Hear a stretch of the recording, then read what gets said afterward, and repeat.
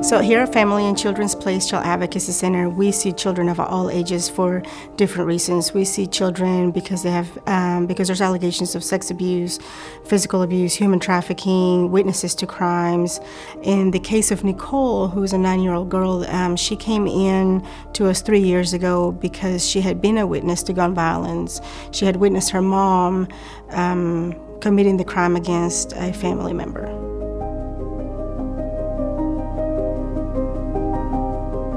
So Child Advocacy Center is a place where children can come here to feel safe, and it's a kid-friendly environment to be able to tell their story in hopes of healing and to provide support, comfort, and resources to the families. We also have a facility dog on site. Her name is Emmy. So she's also able to go in those forensic interview rooms to provide a comfort and a support to those children who are experiencing trauma, and as well as telling a very difficult story.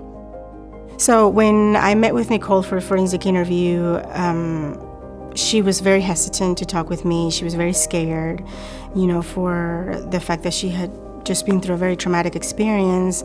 It just took time. You build a rapport with her, and she was able to open up a little bit at a time, and she just, I just asked her, tell me what happened, tell me what you saw. And so she was able to go through as much as she could remember as to what she had seen her mom do. That really helped the detectives continue their investigation into what the next steps were for their case. During the forensic interview, we have one room where the forensic interviewer is talking with the child, and then across the hall we have a social worker and a detective who are able to watch us through a TV. When a family comes in, we are seeing them on their worst day. They were experiencing the most heinous crimes that there are, with sexual abuse, physical abuse. Some have experienced the death of a loved one that they witnessed. And so the partnership with the Advocacy Center to be able to step back and forensically interview the child, for the child to feel safe. They might have had 7 police officers in uniform with lights and sirens and a scary situation that they just experienced on a scene.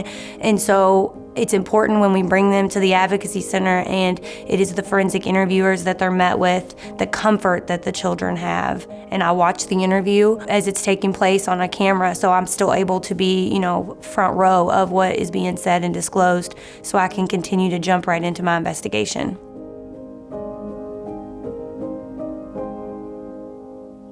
It was difficult to hear because she was so little, but I was thankful that she trusted me enough to open up.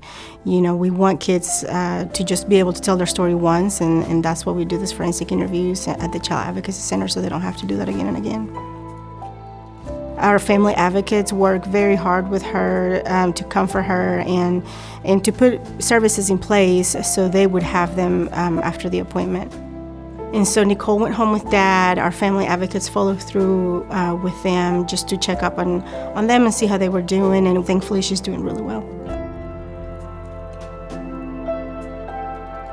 I've been a crimes against children detective for 4 years, and I get asked this on a daily basis. How do you do this job? Why do you do this job? How do you sleep at night? And my answer always is, someone has to do this job.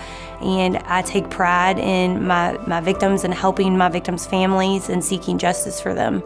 And it's not just about putting the bad guys away, it's also about giving peace and closure of what we can to the families that experience these traumatic incidents.